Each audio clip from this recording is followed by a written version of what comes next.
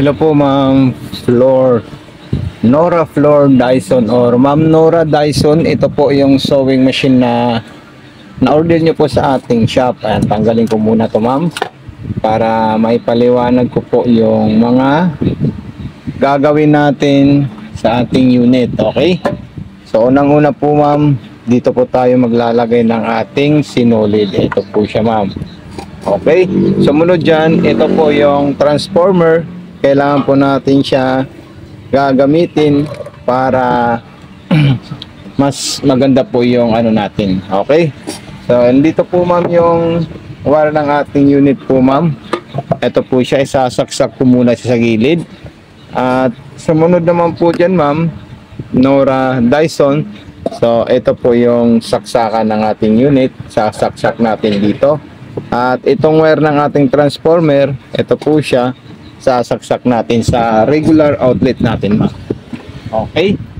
Pag po natin siya isasaksak na direct na po Ma'am, bawal po yung Ma'am. Tapos ayan po yung switch on and off ng ating unit po Ma'am. Okay?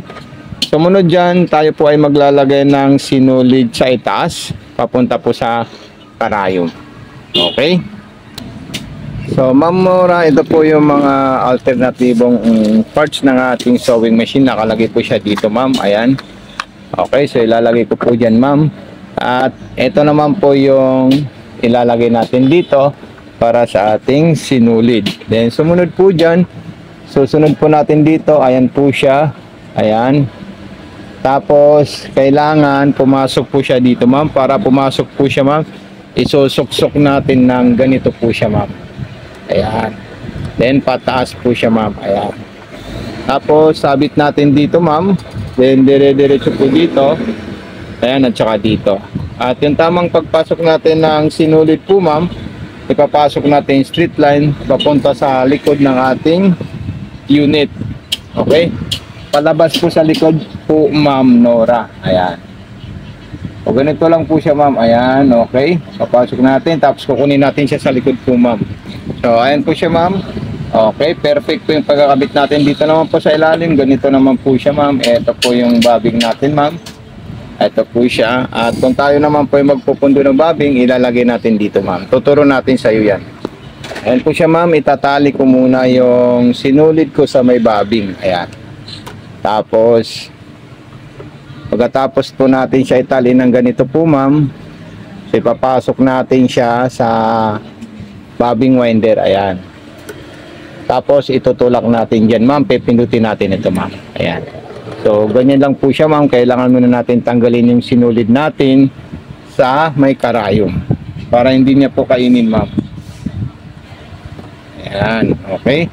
Tanggalin muna natin mula sa itaas. Ayan. Patong muna natin dyan sa itaas. Pagkatapos po nyan, pipindutin natin ito. So magre-refill muna tayo ng sinulid po Ma'am para magamit natin siya. Ayan.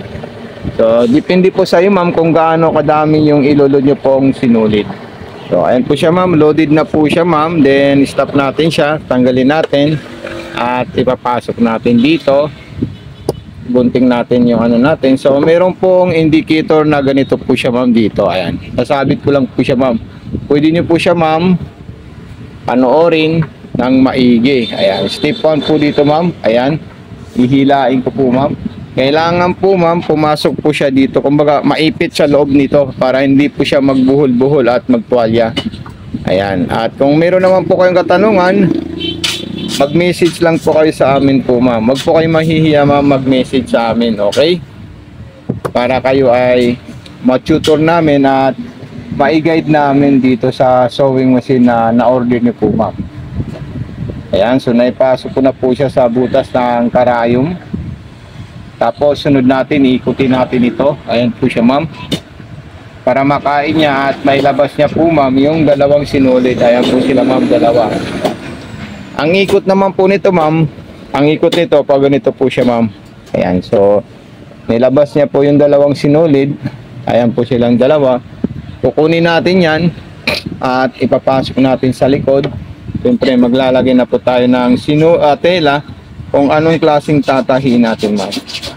Pwede pong mga cotton, pwede pong mga maong at iba pang klaseng tela po Ma'am. Okay, so maraming salamat sir po ma'am Nora Dyson. Ayan. So dito po tayo mamimili ma'am ng mga gusto nating design. Ayan.